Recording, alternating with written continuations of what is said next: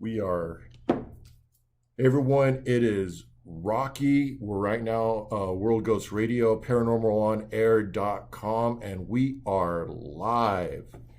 And today's guest, how's everyone doing today? As we wait for viewers to come on, my name is Rocky. I'm a paranormal investigator, paranormal researcher, I like to call myself. And my co-host, Kim. How you doing today, Kim?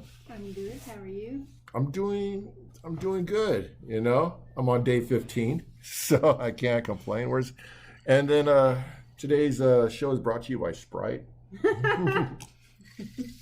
Delicious for those leading a sober life. So today's guests, we have, of course, one of our team. Can you go ahead and start shooting? Are you sharing right now? So that way we get some more guests on the show to join us. Today's guest is Kim Anderson Lloyd. Did I get it right? I can never. Mouthful. Yeah, I'm horrible. Anything more than 3 syllables. That's it's fine. Just past I got that. you. Yeah. Just go with Kim. That's perfect. We'll go with the Kims today. All right. Yeah. And so we're gonna get into discussion. Like, hey, Ted. He says, "Happy birthday." Thank you, Ted. And we're gonna be talking about some stuff that has happened, some ghost stuff, and it is gonna be a real interesting show.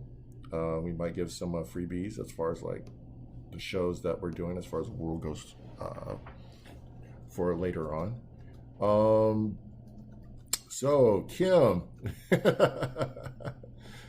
go ahead and tell us a little bit about yourself. Well, wonderful. Thank you both for having me. Obviously, I have been acquainted with the both of you for a while now, and it's been an absolute pleasure being able to call you both fellow paranormal investigators. We've gone out and done some investigations together, as well as I call you amazing friends as well. These are two of my favorite people. We have a great time when we're out in the field, very professional, but we also know how to have a good time. I live here in Las Vegas. I'm a local. I have been involved in the paranormal industry for a long time. It started very, very early for me, but as far as my day job, I work as an intuitive real estate agent. I've been doing real estate since 2004. And coupled with that, of course, I've spent time in thousands of houses over the years. So I've had a good opportunity to get a nice exposure to all types of environments, and it's right up my alley, just since I've been fascinated with houses and land and spooky things and all kinds of things. But I'm also a licensed psychic reader and energy worker and a shaman here in Vegas, and also a fellow paranormal investigator.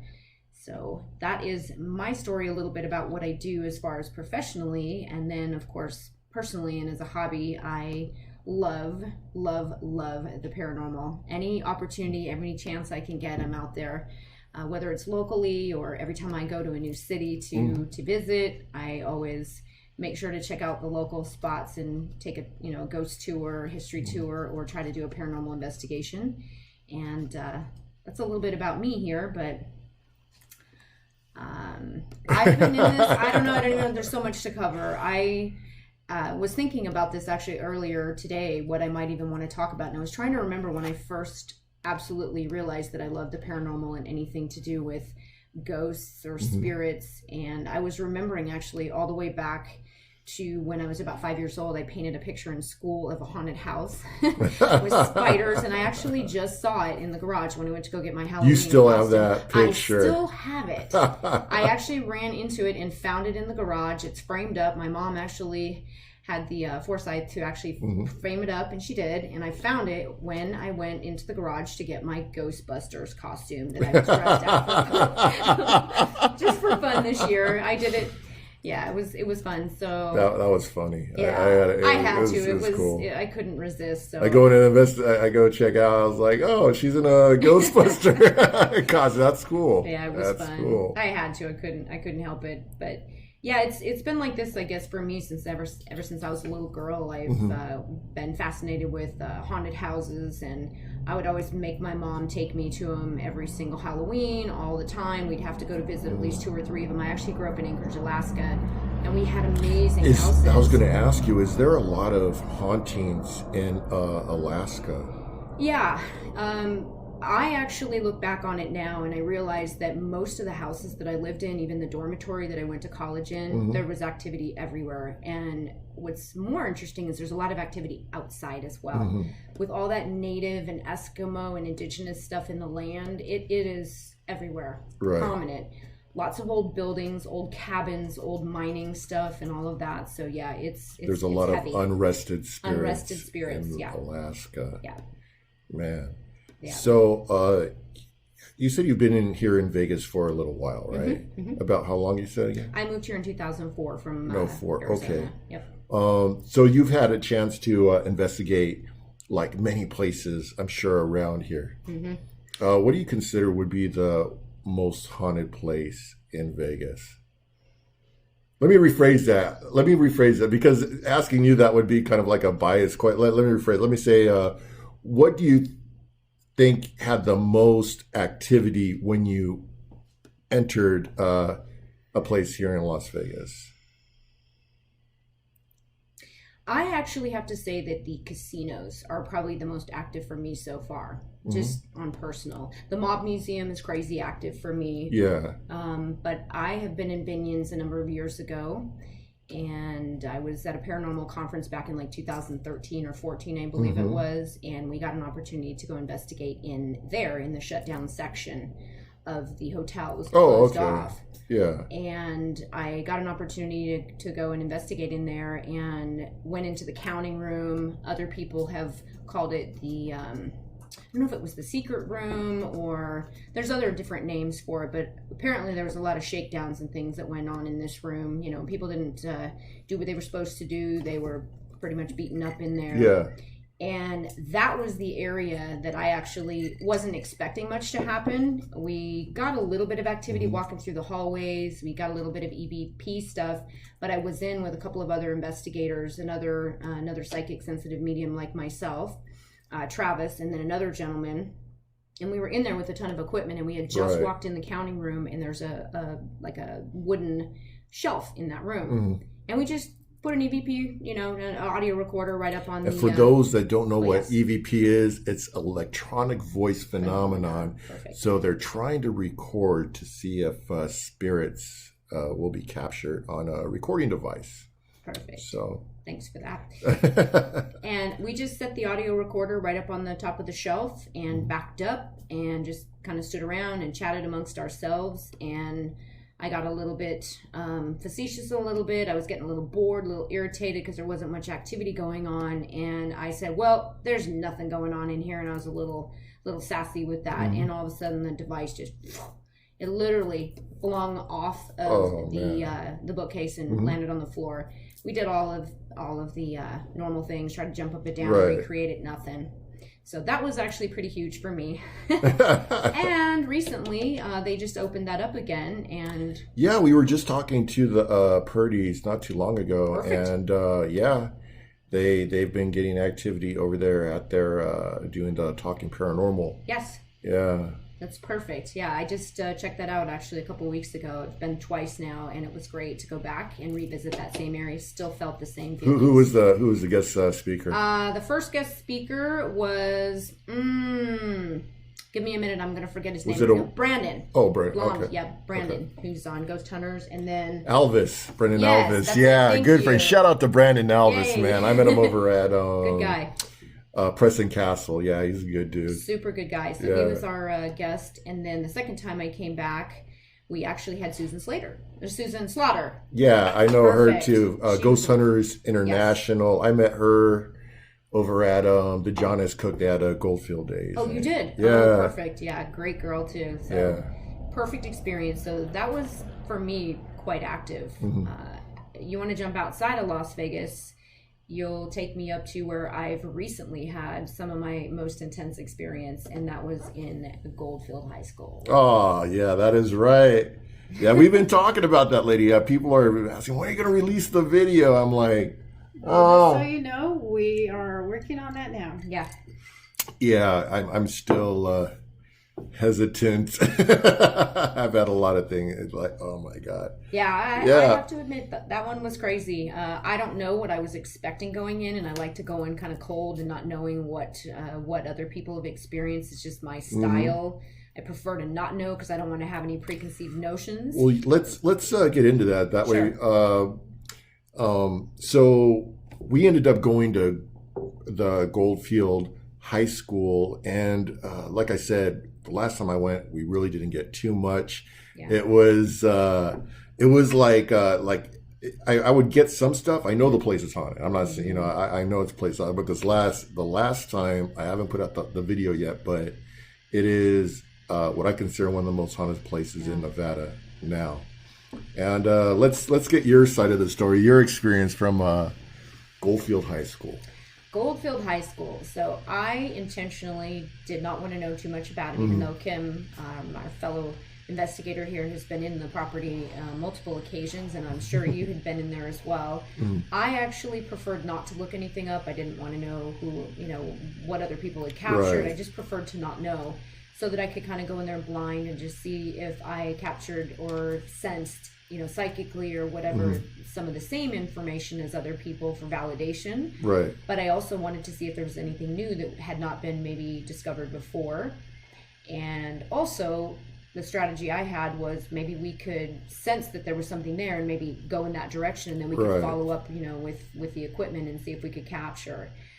So when I first entered the property, we went in and did a day walk. And I actually went in with Kim, and I believe you were there for the day walk. Yeah, I was there briefly. So Kim and I walked through just so I could get a feel of it. We just wanted to see what we were up against, so that once the lights were out, if there was any trip hazards or whatnot. So just did a little brief walk there. I know we came in because it was the 4th of July, so we had a lot of background noise and fireworks going off. For a little while, crazy. yeah. Yeah, for a little while. Yeah. But we did an initial walk. And what was very validating for me is that we immediately went into the school area when we first walked into the front entrance, and went in there, and I could immediately see, like, clairvoyantly a teacher standing up in the classroom, and it looked like a little bit of residual energy going on in there. There was a little bit of heaviness in that room, I'll admit.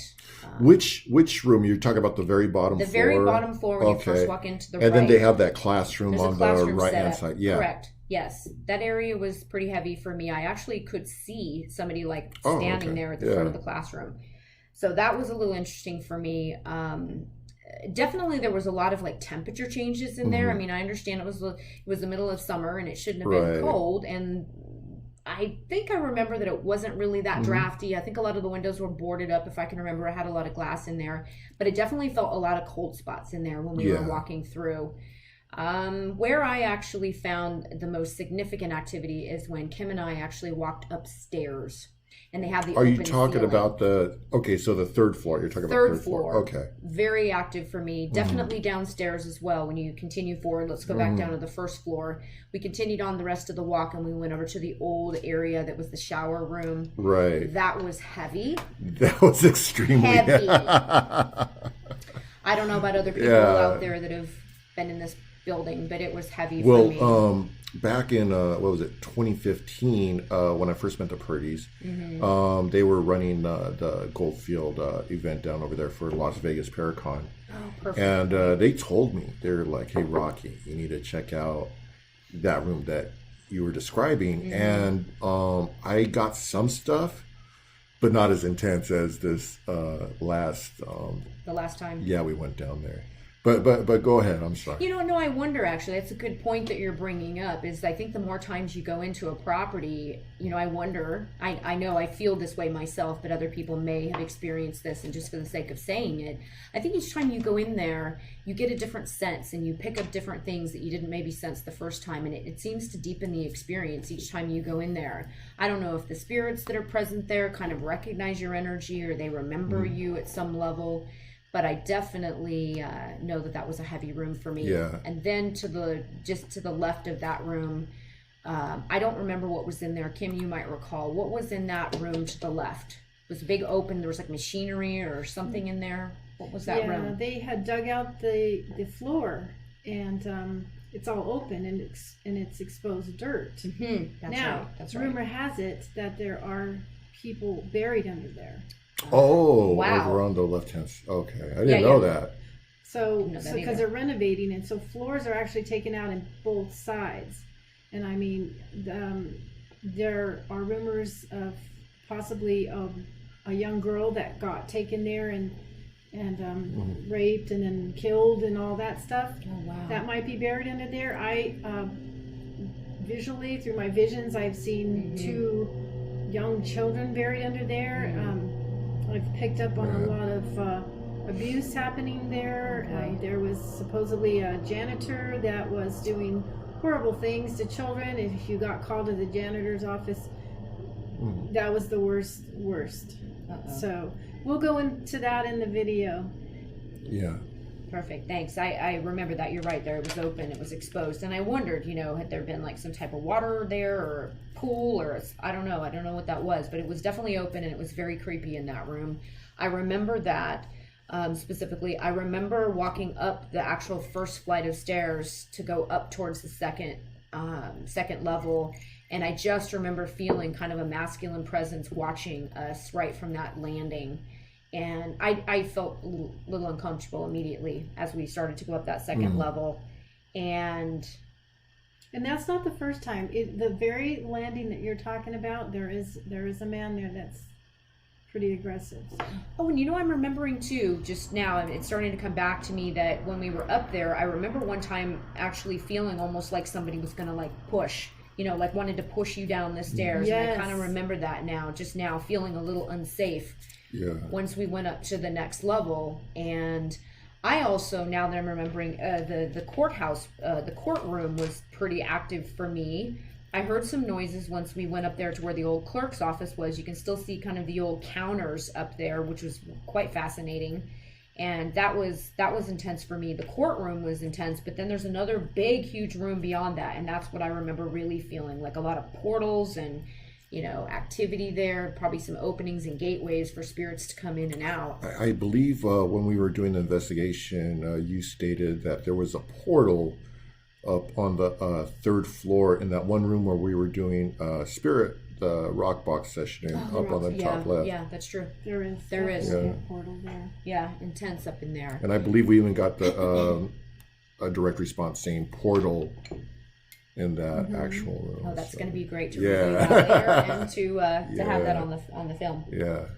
Well, we talked about what happened at the Ish house last time, but I kind of wanted to ask you, what is the most scariest thing that ever happened to you? In my life, as far as with the paranormal? The most scariest thing, and I believe I talked about it actually on the last one of the last radio shows. Yeah. But I will bring it up again, and then I will bring up a secondary one because I actually remember because it. I cannot get that Oh, footage. perfect. No, that's great. So. I would have to say the most intense thing for me was when I was in college. I was in Anchorage, Alaska. Our university was built really only in like the 60s. Was it a giant igloo? Nope, it was not an actual igloo. It was a nice square white box with lots of windows, about three stories high. 4 stories high, and with a lot of glass and kind of glass and jut outs where you could just sit out there and the heaters were there and you could just look out and watch the snow. It was very beautiful. So I actually moved into the other side of the building, and I had moved in over the Christmas holidays because my roommate was away visiting family and she was going to be returning right after Christmas at the beginning of the new year, and I actually moved in early. Even though my family lived there, I still moved in early because I was actually what they called a resident advisor. So I actually worked for the school, assisting other students. So I moved in early into the space, and we had basically like a small little apartment. So there was a living room and a kitchen out there, and then we had an actual bedroom and a separate bathroom, and in the bedroom, 2 beds, one on one side of the wall, one on the other, pretty close together, 2 twins. And it was very cement. The whole building was very, very cement. So to kind of wrap it up and not take too long, really what happened to me is I was sleeping in the middle of the night, and I was cold, and I was bumped up against the stone wall. And I got woken up in the middle of the night by, the only way I can describe it is a combination between a scratch, a bite, and a sting all at once. And that's the only way I can still to this day describe it. A scratch, a sting, and a bite all at once. Wow. And it freaked me out because I could actually physically feel something. It startled me right awake. I had been touched, and sure as heck, I had 3 marks. Three. Oh. Right on the side. They were actually prints right here on the side and I had been scratched. And I thought, oh, okay, maybe I just, did this. Of course, back then I wasn't exactly sure, but I knew.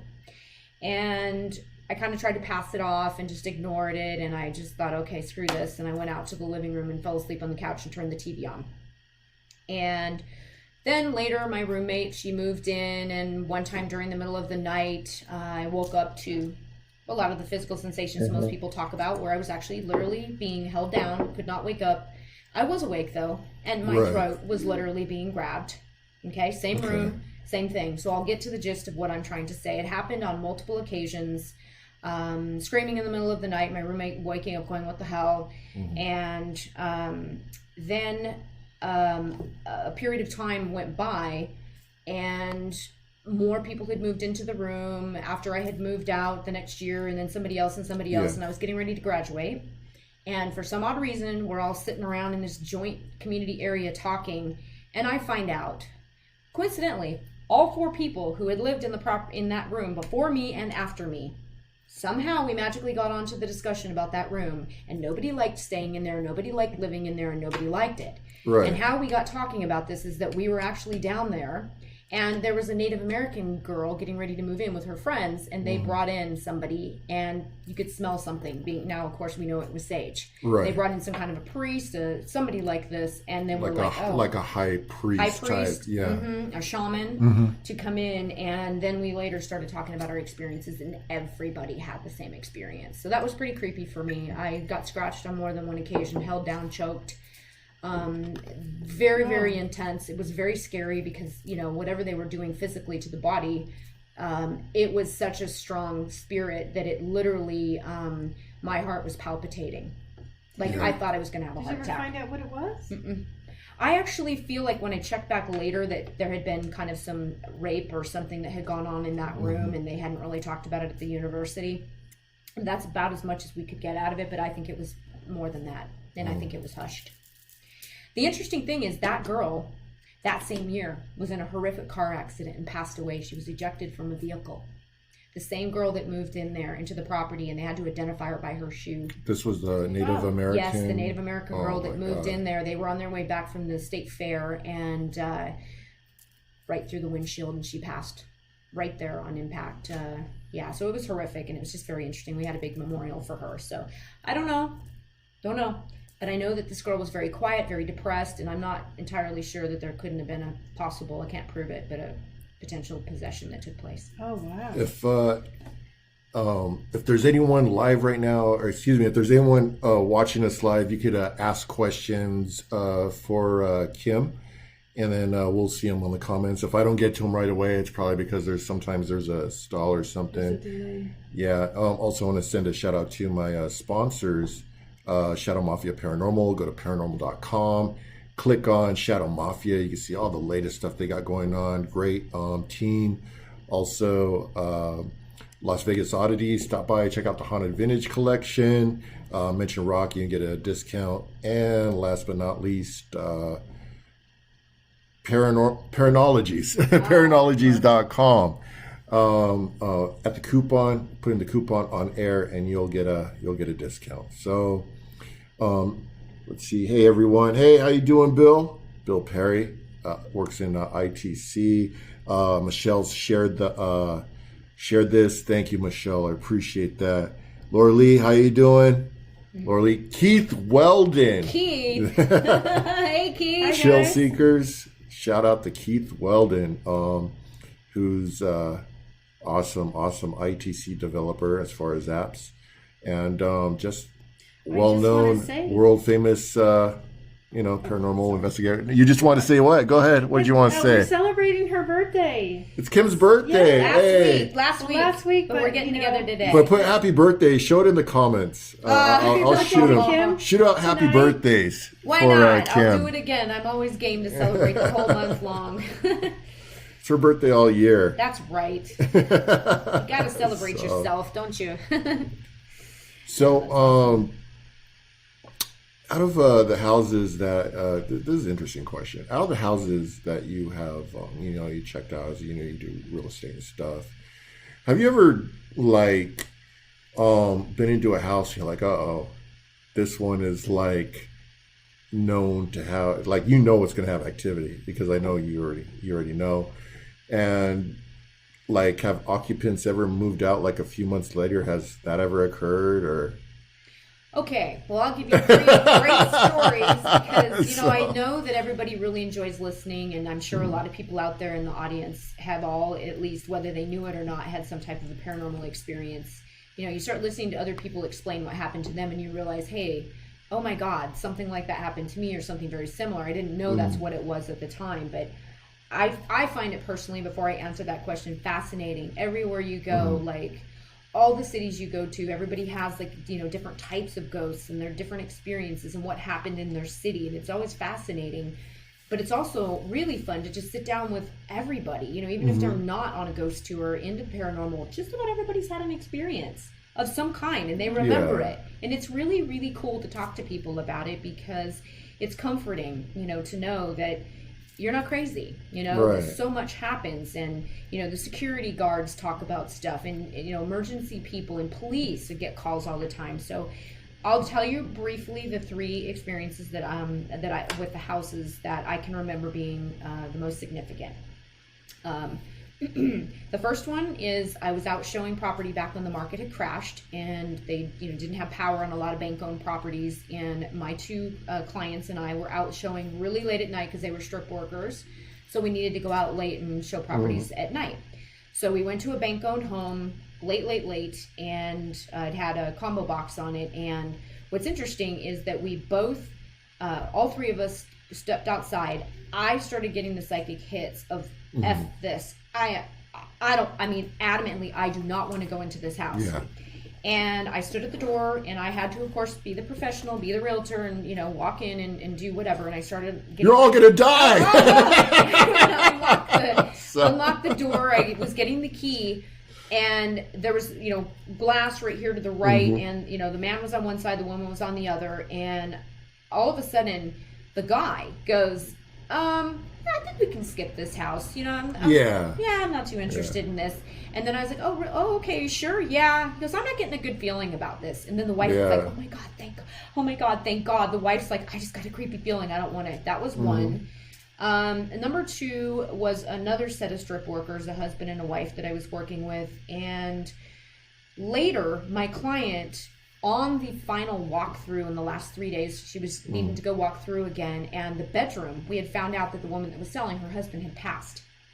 I knew that he was still there in the bedroom, and I figured, I'd give her a nice housewarming gift before we, after we close, I'll go in there and clean it up and take care.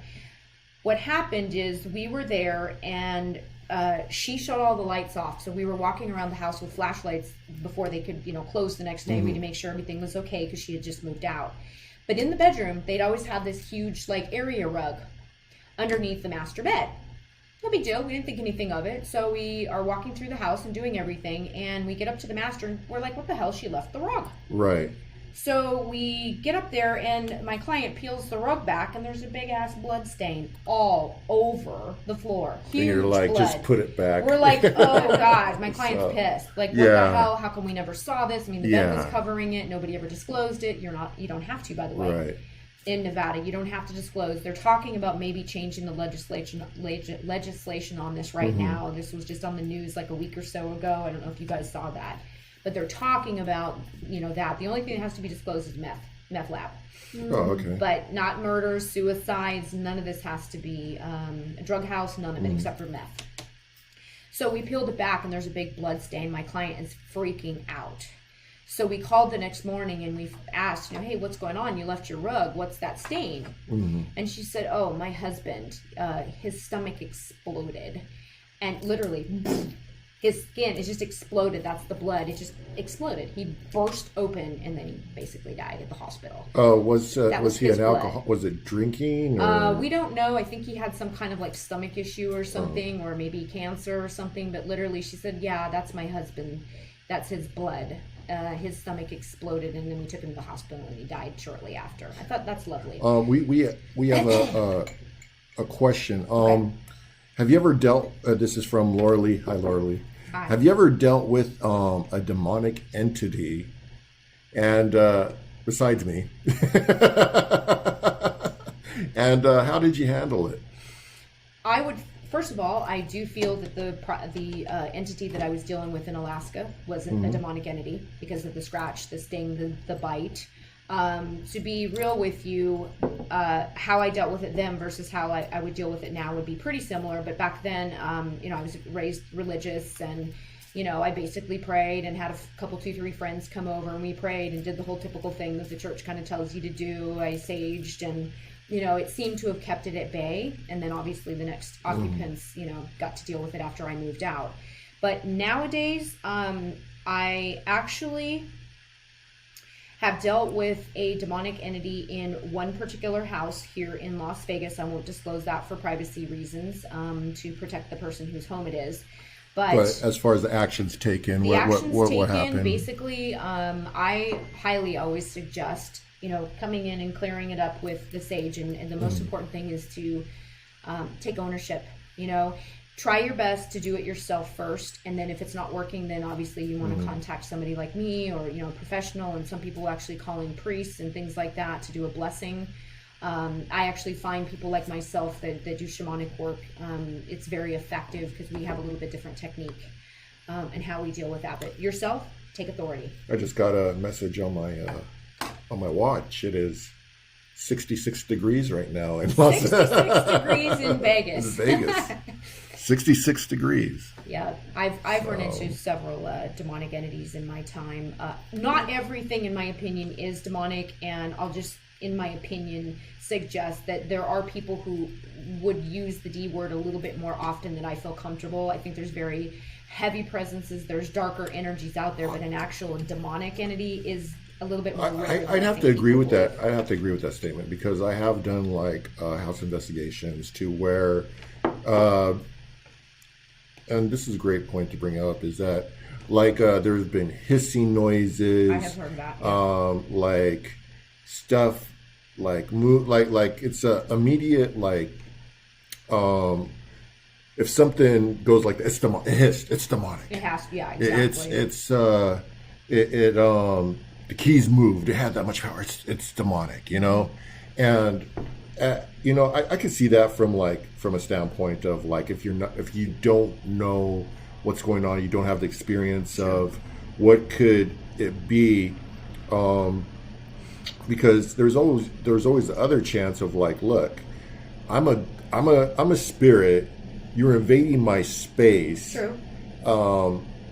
I'm gonna hiss. I'm gonna growl. There was another one, a growl that happened. That's true. That doesn't necessarily mean that it's demonic. That's true. You'll know a demonic. You'll know. Yeah, you will. So there is that difference, but everyone already jumps to the conclusion. Even on, I don't like to put things on blast. I don't like to put people on blast. I'm not going to put people on blast right now, but I will say this. And I hope it doesn't bite me in the ass when I say this, is that there are shows on TV, and I'll be watching it, it's and I'll be like, they state it's demonic, and I'm just like, often, I don't know. Yeah. I don't know if that was demonic, buddy, but there are certain shows, but I can understand why. They're building hype. They're building something so that way they get more viewers and stuff. So there's always that, you always got to, in the field, if you really are a researcher, but I love it because I don't like to use the word investigator. I don't know why. I used to like ghost hunter. Definitely, that's off the. I don't hunt ghosts. I don't kill them. I can't kill or anything like that. That's why I like to say I like to do paranormal research. So when you're trying to divide TV versus what actually, as far as researchers do, it's a totally different different scenario. So I do have a question, Kim. Mm-hmm. How many people or investigators, researchers, actually show up to an investigation that bring things with them? You mean in terms of equipment? No. You mean in terms of attachments? Yes. You know, that's interesting because that is actually a really, really good point. Some people just seem to invite or bring along and have more experiences than others because I think it could be one, that they could have an attachment, so valid point. B, I think a lot of it has to do with the state of mind that the person's in. If the person's, and this is no judgment to anybody when I say this, but your frame of mind when you go into the investigation is critically huge. Staying open but stay protected.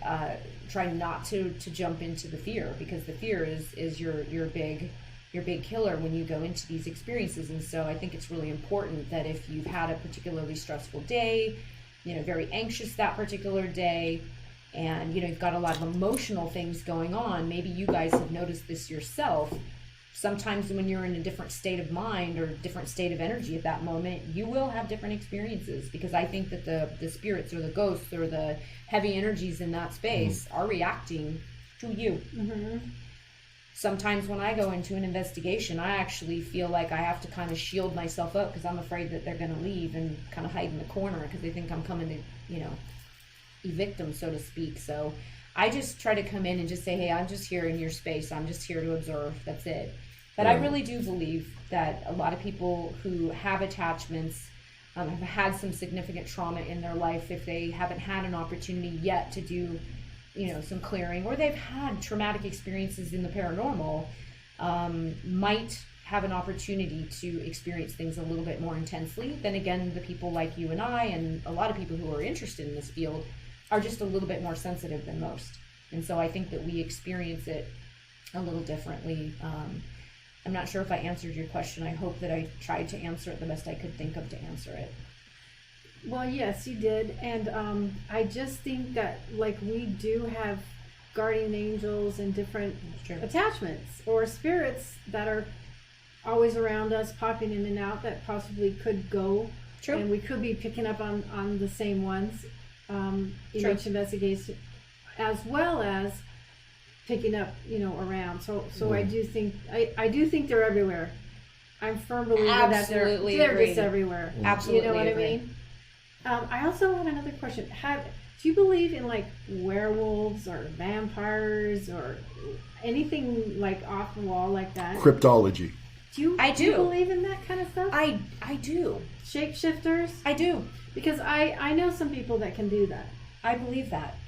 And it's interesting because I just got back from Seattle. I'm going to go back to what you just asked in a second, if I can just mention one thing too. I also think that the spirit, because I think it gets a lot more intense than this too at times, that if you are a female, you might have a different reaction to what's there than somebody else. If you're younger, you're older, whatever the spirit is. If it was a child, maybe they feel more comfortable with the girl. Maybe they resonate with your energy because they feel like, oh, she might understand me. So I think that the personality of the person, what they've gone through as far as their experiences, maybe one particular ghost, might, or spirit or entity or whatever might, respond better to Rocky because, she likes big tall guys, or maybe she just feels like he looks like a friendly kind of guy and that maybe he could relate better to her. I think they show themselves to different people for a reason, especially if, let's say, you had been through a particular trauma. Maybe somehow that spirit may know that you've been through the same thing, if it was rape or incest, an unfortunate event like that, or maybe you in a past life were a miner or something, which I have a huge connection to mining towns and that type of era, the Old West. It's so prominent in me that I'm just drawn to that. But I really do believe I like that. I like that era too. I like between the late 1800s to like the Thomas Edison and like 1940s, and then like 50s goes retro. So I'm like between that era. Yeah.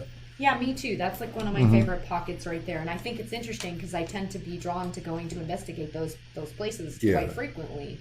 That could be part of why we get drawn there too. Another interesting point that I'm going to mention too, because there's just so much we could cover, and just, you know, things for the listeners and everybody to ponder. I'm sure they already have, but just, you know, things to discuss. You know, I wonder sometimes if we're going back and investigating places that we have been before in another lifetime, if you subscribe to that belief system or reincarnation. What if you lived in that town before and you're coming back and visiting again, a place that you know, either had a good or positive or negative experience or lived there at a time before. So I'm sure that happens a lot too, why certain people then that would be like the law of attraction. Virginia City, for people like us, I we think love anything's it. possible. I do too. I think everything is possible. Going back to what you said, I think that there's a truth to everything with the werewolves. Maybe people label it very differently, and there's some folklore around it, but there's an element of truth to everything. Absolutely. Vampires, I'm sure. I feel very strong. I was just in Seattle, and they were talking about how they're very prominent with the werewolves and the vampire stuff in Seattle. And it's very interesting. Yes, I think that all of it's true. I wanted to go check out that Mothman. Oh, yeah. Yeah, I wanted to check that out. That could be really cool. Yeah, the legends are just so interesting, and the stories and how cities came about and what they went through. You know, some cities went through certain things, and, you know, then you find that the spirits or the ghost stories are all built around that, and they see it. Pretty cool. So, did you say that you have a background in shamanism or something like that, or is it? Yeah, Native American. Yeah, I probably don't look like it this time around, but I feel very drawn. Gonna go get a DNA test, I think, here shortly, and finally break down and do it and see what I've got going on in my blood. But I feel very drawn to the indigenous, to people, to the land, to the earth, and I feel that sometimes, you know, while everybody can take shamanic training, sometimes I feel that shamans are kind of born rather than created. And you just kind of run energy a little bit differently than other people. And so, yes, I call myself a shamanic practitioner, and I have was born that way, but I also have, you know, training. I took a DNA test, and I came out vegan. Oh, very nice. You're vegan, I didn't know 100%? it. I didn't know. I was He's like, a vegan, guys. I'm a vegan. I didn't know. I took the DNA test. It said you're vegan. I'm like, all right, cool. It was on Facebook, so I don't know. Do we have any other questions that we could address? Right, I don't know. I haven't been paying attention. I love Virginia City. Yeah, me too. Yeah, that's from Jennifer. Hi, Jennifer. Daryl, how's it going? He's all Western. And Ty's a pirate. And what's up, man? And let's see. So, what do you do? Like, how do you clear a house? Oh, that is interesting. There's different. Is there different techniques for different types of spirits? I feel that way. Yeah. I feel like it's an instinctual thing with me, and I don't have a set Let protocol. me. Okay, how about this? What is the darkest house you got to get rid of something? I mean, let me. I know I don't want to go into a house case, but how did you deal with the very dark? Did you ever have to deal with the dark entity to get it out? Yeah, I did. And how long did it take you? Interestingly enough, I was only there about an hour and a half. I feel like, honestly, my protocol has to do with the fact that I carry the vibrations and the frequencies and the energies within myself. Mm-hmm. So I don't really feel that I need the tools. I carry and embody them, so that when I go into the space, my physical presence and my energy is actually doing the work. Do you feel that crystals and all that raise vibration? They help, yes. Yeah. I feel that they're valuable. I think they're good anchor objects. I think they have a purpose. The consciousness is there. Yes, I think it all helps to hold space, to clear, to keep it safe and protected after you've done the clearing work. The strongest place, I was definitely dealing with a D for sure. I'll just call it a demonic entity, and it was actually a fellow paranormal investigator. Who was a local paranormal investigator. I cleared her place. Oh. And we actually did encounter a demonic entity. Okay, this is one case where I will actually go right there and say that that's what it was. There were objects in the property. There were there was a lot going on there, lots of layers. Did this individual happen to dabble in anything dark? I was just going to go there. Some stuff does carry, and that's why it's very important that we do clearing and take care of one another in the field. You know, clear before, clear after, clear before you get in your property. Be careful clearing stuff before you bring it into your home and your environment, because stuff can come home with you. Hitchhikers can come home with you after investigations. She had a large number of objects that had come from haunted locations that she had brought into her space. She had purchased some had been gifts, some were family heirlooms and items, and somehow she also runs a lot of equipment in her property. Oh. So I feel that sometimes that could be a doorway and a gateway, but I'm going to go right there and tell you that a lot of the cases that I've worked with have had people that have actually improperly used a Ouija board. That was going to be my next question. Is that like... here we go. It's true. It's I know, and it sucks because we only got like 10 minutes left, and I'd really love to get into and we'll try to cover as much as we can. So, man, Ouija boards. What's the gist of it?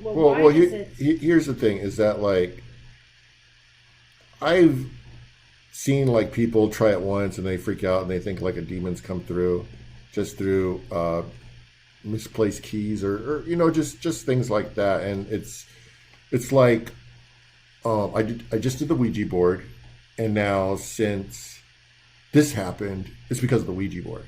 You know what I'm saying?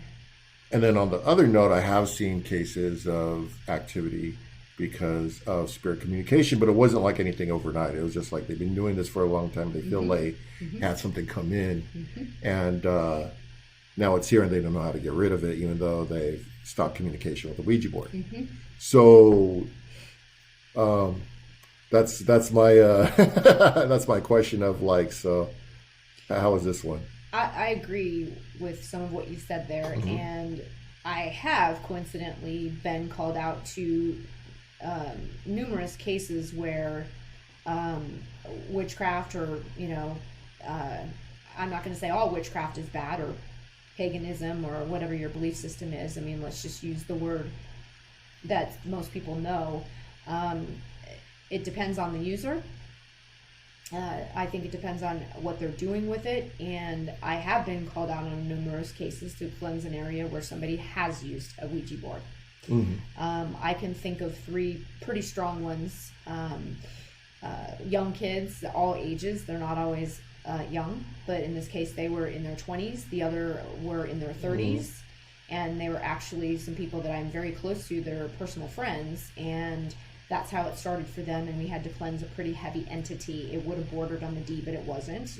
And that's their friend had brought it into the house. Same thing with my paranormal investigator contact. Same thing with her. Somebody had brought it into their home and used it in her property. And the third case, same thing. Somebody else had brought it in to the property and used it on the premises. I will preface it this way and say that Ouija boards inherently in themselves don't have to be dangerous, but they're dangerous in the wrong hands. Because to me, a Ouija board is like a conversation. You're picking up your telephone and you're making a phone call, right? You're just dialing, and if you don't know how to make the proper phone call or hang up properly, that's what's inviting them back in. You got to start the phone call and end it, just like anything, right? That's kind of what I think is the problem, is that people open a door and they don't close it, or they don't use it properly, don't set the environment up properly before they go into using it, and it's user error. Yeah. I'm not going to say they're always dangerous and negative. In the right hands with the proper tools and proper, you know, using it properly, they can be very safe. What about spirit boxes? Same thing. Same thing. I feel the same way about that. I think it's, you know, I wouldn't quite go as the rock box just. Yeah, I don't feel that they're on the same caliber of that, you know. And going to the Ouija, I actually am a fan of the boxes and the apps. I believe that I believe the box is stronger than the Ouija board. You do? Yeah. I agree with you. Because you're actually talking to I agree. spirits. I agree. Just my. Can I say something about the Ouija board? Mm-hmm. Okay, so we did the Ouija board when we were kids. Mm-hmm. And what I noticed is that you actually are channeling. You are actually drawing in some kind of energy, entity, I don't know what. That's true. And it's traveling through your body, through your hands, and into the, whatever that's called. Right. Okay? Gotcha, yep. So now you're a channel. True. And so, like she says, if you don't know how to shut it down, and you don't, nobody as a kid, You're not taught. Yeah. that's how that's how it starts. And so growing up as a kid, oh yeah, I had a lot of experiences. Never knew as a kid that Ouija boards could do that. Yep. Knock, knock, let the devil in. I think nobody, I don't think anybody did. I mean, I used it too when I was little, and we had the big freak out session with, you know, a poster on the wall with a calendar and the eyes turned red. I'll never forget it. That was wow. when I was 7 at a slumber party, and we freaked and ran out of the room because we heard audible noises and The new kids on the block. Yeah, we were there. It was serious. It was the calendar and the lady's eyes. Oh, we all my saw God. it and screamed, you know. Anyway, so yeah, careful. Yeah. Any other questions out there? Any other questions? There's so much we haven't could been cover. I able know to- there's a lot of topics. 1 out hour's there. not enough. It isn't. But no. we'll do this again. Yeah, it's fun just to talk It, about. it goes random. quick, right? Yeah, it goes by really well. Yeah, Jay's talking about giving me another hour, and I'm like, Great, well, perfect. yeah. Yeah. Well, So- so Rocky's going to have his show on the radio, but I'm going to do what we're doing here. Perfect. Here. Yeah. Perfect. With different guests too. That's perfect. Yeah, we're working on that right now We're as far working as on it. getting Kim her show show. up, and yeah, we've already discussed a few things. I guess one of the things. Well, no, I'm not going to give it No, away. don't- I'm not Stay giving it tuned. away. Stay Stay tuned. tuned. Stay locked.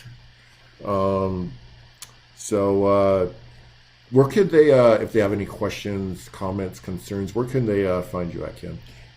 I can give out my email and or my phone number. They can always text or call. I do work locally here too. If anybody's Okay. having issues and just wants to, you know, have a quick consult or something. Yeah, shoot your email. Okay. Yeah, I'll send it now. They can send it to Kim, then the letter A like Apple, Lloyd. That's a double Lloyd. So Kim A. Lloyd at gmail.com. At gmail.com. Or phone or text 702-860-1009. Or you can get in touch with this page or whatever and they can pass you on to me. And once again, I want to say thanks for everyone. Thank you, Kim, for being on the show. Thank you. And also, let me send a shout out to my sponsors.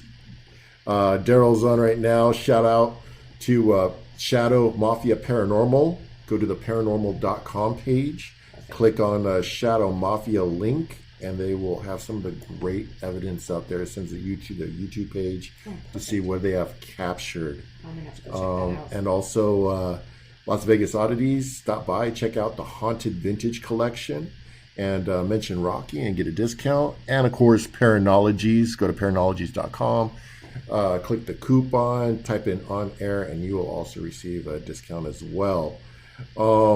Everyone that showed up on Facebook, thanks for joining us. We appreciate you guys coming on to chat with you guys. And do you guys think, Kim, before we? I don't. I just want to say thanks for Kim for being here with us tonight. It's always so pleasurable to talk to her. It's fun. I enjoy talking about what I'm so passionate about. But can I mention something about No. Paranologies? Go ahead. I want to mention my friend actually purchased that new box that they have. Oh, It is amazing. yeah. Yeah, we've gotten a chance to use it a couple of times. She used it just as a shout out to them as well. She used it Jeremy Jones. from her home. And it said, "Oh no, it's Kim." She called me and told me her and a friend were on speaker messing with it, and they were conferencing me in. And she said, Oh my gosh. But we've actually captured some stuff on that box already. It's a pretty interesting device. Yeah, I know It's very Steve. cool. We were using one. Steve had one over at the when we were doing the house investigation at Winchester. What's it called? Yeah, yes he did. Yeah, and they have a small version now too. Yeah, he has Just the the little mini the one. little mini ones are nice It's too. really Yeah. cool. So yeah. Winchester. I mean, it's in Winchester, California. Winchester, No, California. it's Oh my God, we Oh forget. How can we forget the name? Oh my God! Not Prescott House. What is it? Shanny. Shanny's gonna kill me if I don't Oh my God, mention you guys! it. How could It's we ever forget? Patterson House. Patterson. I'm like Prescott Patterson House. No. It's the Prescott. No, it's I don't know Patterson where I got House. Prescott. Cheers! Patterson. Happy birthday! We're going to be celebrating. with Happy kids birthday! tonight. I'm We're drinking having a little Sprite. party. Sprite for me. We're going to be having a little party here tonight. Yeah. Right.